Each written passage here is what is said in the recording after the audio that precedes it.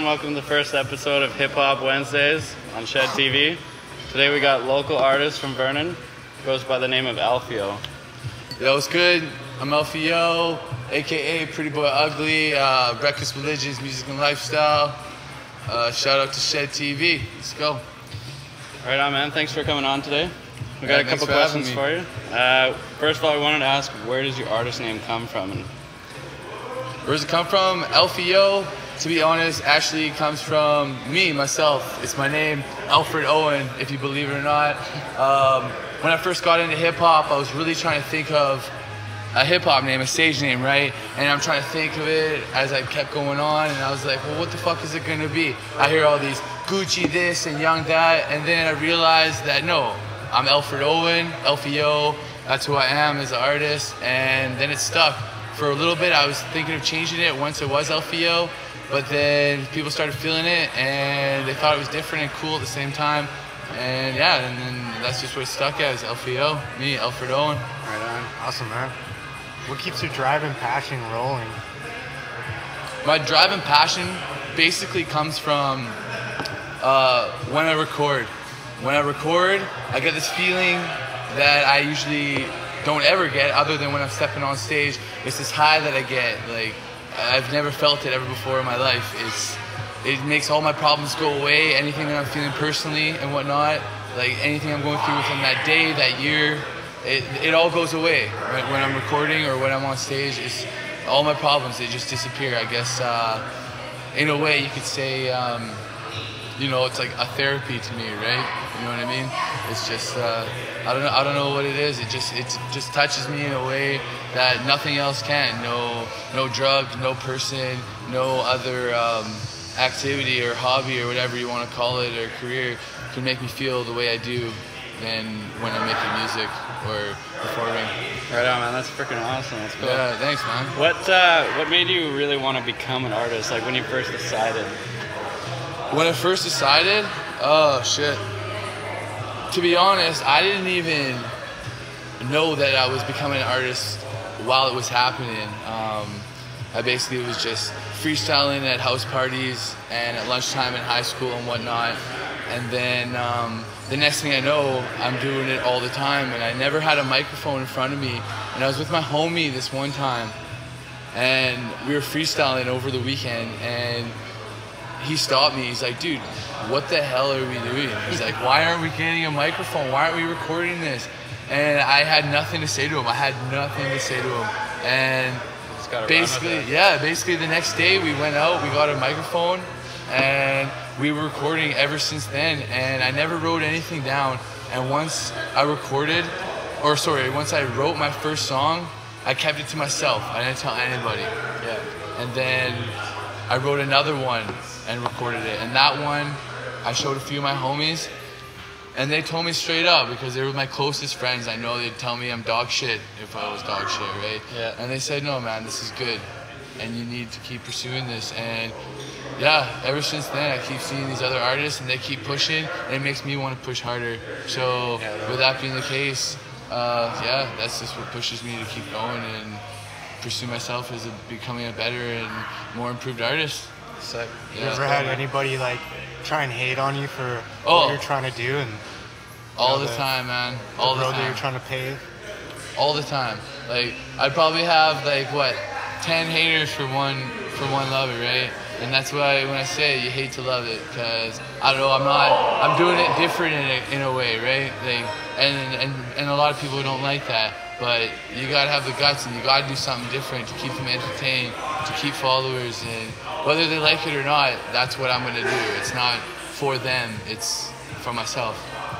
It's all for me in a way. I'm not greedy. I was raised as a giver, but it's when it comes to the music, man, it's what I want to make, and if they like it, then it's fucking double bonus for me. If they don't like it, well then that sucks for them, because I'm gonna keep on making it. Right on. Yeah, that's cool, man. Can you explain your style of music and your current releases and what's to expect next from Alfy'O? My style of music, in one word, versatile. You might hear me do one song and it's more, I'm trying to flowy-owy it and get a little singy and harmonize on it, and then they're like, okay, yeah, that's dope. and then boom, I switch it up and I'm doing something more grimy and rough. And that's the one thing, a lot of people don't like it because they like hearing an artist that's the same way. But I like to switch it up, you know. It's 2014. People like to hear new shit. They want to. They do, man. It gets boring after a while. So like, and it's not that I'm doing it to just make new shit. I like to find new sounds myself and just, man, that sounds dope. And then it's basically whatever type of beat it is, it finds me in a way. You know what I mean? Yeah. I don't force it. It just, the beat finds me, and then I just put my headphones on and I zone. You know? Cool, man. That's how it comes down to. So you're signed by a local company around here, local label called Reckless Religion. Yeah. What kind of stuff do they deal with outside of you, and what kind of stuff do they do for you? Word. Well, actually, funny story. Reckless Religions is a movement that I started. Okay. Yeah, it's a movement I started when I first started getting professional with my music about 4 years ago. And I kind of felt like I didn't really have anybody like with me in the music business. And so it was just me and my one homie, Shady Shades, who I'm still really good homies with, but he's just a really good promoter and like supporter for Reckless Religions. We started it, and it was just us two when we first started it. And basically it's just a movement that we started. We have merchandise and everything coming out all the time. We got like new tracks. We got new artists coming along with us. We just signed Stretch 9, and it's just a movement for us to like make us feel like we have a following and everything to pursue against, and you know, like a core group of people. Exactly. Yeah, and we have my homie Darcy Plouffe, who is the producer for it and whatnot, and my homie Great Capacity, who is basically, I guess you could say, my Dr. Dre and my Eminem. You know, I knew how to rap, but he kind of took me under his wing, and we had Reckless Religions before that, and then once I linked up with him, he just kind of slipped under it, and now he's part of it, and he's a big part too. He's always promoting and pushing our shit, and then and we're growing now. Like I said, we just got Stretch 9 on us, and so we're spreading across BC and whatnot, and it feels good, man. It's just what we're doing. It's slow-mo in progress, but at the same time, it happens like that, you know? Yeah, absolutely. So, what is your future vision for Reckless Religion? Our future vision is to pretty much keep on doing what we're doing and pretty much go from there. We did a few shows in Vancouver last year, so we want to make sure that we keep going out there and doing more shows so that we're more familiar out there, right? And basically, we have a couple videos coming out this summer that we're going to put under Reckless Religions as well. We want to get more visuals out there. Again, we got Stretch 9. He's going to be pushing it up more up north to get us more familiar up there. And just keep on doing what we're doing, you know, and just keep progressing forward and not looking back. We're going to be actually hopefully hosting these hip-hop nights here in town soon as well. We're going to get different artists out each week, different hip-hop artists, and just bring hip-hop back to the community. You know, it was here a while ago when Sunreal and Taz Nada and all those homeboys were here, and it kind of faded out for a minute, but we're gonna bring it back. What's your thoughts about the scene around here right now? My thoughts, it's coming back. It's growing. It was dead, I'd say, for probably like 3 or 4 years. Maybe like 3 or 4 years. It just didn't seem like nobody was interested in it. We couldn't get shows at all. Like nothing was happening at all. But I think people are starting to recognize and get familiar now, to be honest. Like Marshy's here. They want to get more hip hop shows and shit going on here. I know the new Max nightclub over there, they want to get hip hop shows, and even in the surrounding area, just like Kamloops, I'm getting a nice big following there. They're always asking me to come back. So just in the North Okanagan region as a general, I think it's coming back, man. I think it's really coming back as a local hip hop community. So I'm stoked about that. Sick, man. That's super exciting. Yeah, thanks. Right on. So we got a special clip here for you guys from Alfy'O's latest video. You want to give us a little... where's the waitress?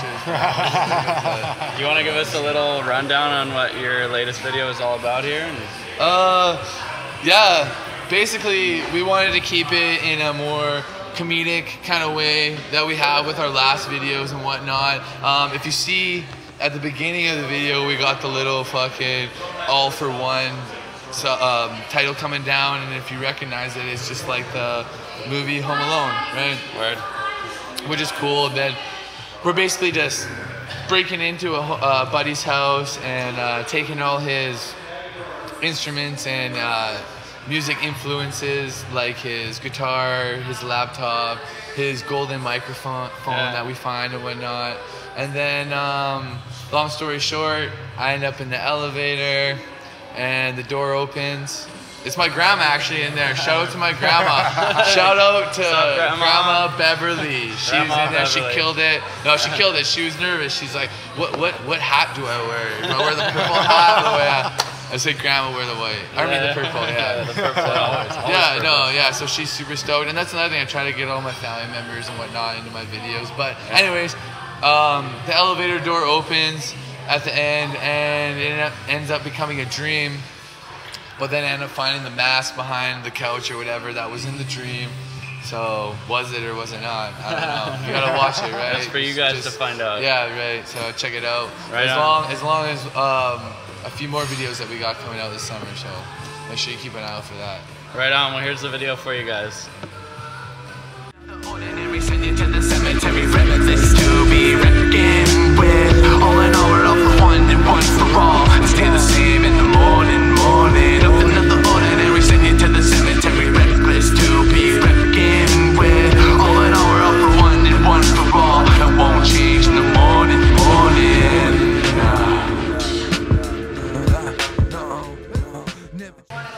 Alright everybody, that was Alfy'O. That was All for One, his newest video. We got a couple more questions for you. Get it. We'll cut it loose. Let's get it. Alright, we got one here. What are your major influences when it comes to making your music and continuing on as an artist? Oh shit, you're getting deep. Getting deep. Basically when it comes down to my influences, a lot of the time, because I'm not making bullshit music, it's not no motherfucking gangster rap or anything like that. It's white boy, educational, knowledgeable music for the most part. It just comes down to like everyday things, you know what I mean? Just like we're all human beings in this world, and we go through a lot of emotions and a lot of feeling a lot of the time. And so I want to make music that people can relate to, and I know that my feelings, I'm not the only one that has felt those feelings. So when I do feel them, I want to write them down as soon as possible. Whether it's shit that's going on in this world, stuff that I've been through with my family. Like I have a lot of things going on with my family right now. Like a few people have passed away in the recent while that it gets you, right? It gets you deep and whatnot. And there's no other better way than for me to write it down. Yeah, you know? just express it through your art and stuff. Yeah, so whether it's shit going on in the world today or personal, you know, it's all together, right? It generates from all of that into one thing that just like bottles up in my mind, and you know, it just has to come out. It just bleeds. Yeah, it bleeds, man. Yeah. What are your future goals, and what would you like to achieve in your career? You know, basically, like I said, just keep doing what I'm doing. I don't expect or want to be famous. In the end, I just want my name to be known, right? You know what I mean? I'm not gonna say I'm gonna pass away tomorrow or whatnot, right? But in the end, I just want my music to be known. I want people to recognize it and be like, wow, yeah, I have heard of Alfy'O before, you know? Because that's what I want, is to make people feel good and to relate. I want them to relate to what it is that I'm making out of scratch. You know what I mean? And that's what keeps me going, and those are my goals. Other than that, just keep on giving. You know what I mean? I'm just going with it. So cool, man. That's cool. Have you ever had like just some moment that just like you were just like, holy crap, that was like the funniest damn thing that I think I've ever had happen to me? I don't know if you could call it the funniest moment, but at the same time, man, it was like a more like holy shit kind of moment. It was my first show, man. My very first show, and I was opening up for all of Stomp Down Killers, like Snack the Ripper, Caspian, Mercules, Evil Ebenezer, like all those motherfuckers. And I almost had no idea what the hell I was getting myself into. I was the one that set the whole show up. I talked to the venue. I talked to the manager for the SDK crew and everything. And I set the show up. The one in Kamloops? Did you DJ for me there? Did you? Okay. Yeah. All right. Anyways, I had no idea. I totally forgot you were there. Okay. Anyways, I had no idea what I was getting myself into. But long story short, mic check was the time that they got there and that they were eating dinner and they were right front row, and it's just like, yeah, I idolize them in a way, but in the same way I look at them as like mutual artists, right? Yeah, absolutely. But like still, it was my first show. These guys have been vets for like how long, and they're fucking eating their burgers and shit, and I'm up there watching you do my yeah, and I had no idea what the hell I was doing. But then after that, we thought we had it all settled in with fucking Skinny here at a hotel. And it all went downhill. We got kicked out of our hotel. My buddy that was supposed to be the DD was hammered, so we basically had to get him to drive because we were all hammered, but he was a little less. And it just like, I don't even know what happened. Do you even remember what happened after that? We slept in the back of a pickup truck. Okay, yeah, okay. In the middle of nowhere. I don't even know where we were. Okay, yeah. See, I don't even remember because I think I might have blacked out for a minute. But thank God we have it. Yeah, so yeah. I guess you could say that was probably one of the highlights, which I was like, man, what the hell am I getting myself into after my first show? I'm like, do I want to do this? And there was no turning back from there, man. Absolutely, I loved it. All right, we got one last question for you, okay? You think you're ready for it? Yeah, give it to me. Okay, I think it's something that everybody wants to know. We want to know, when you go out, you do a show, you get all nice and, have your fun, and you get home, what's the first thing that you eat when you get home, your nice midnight snack?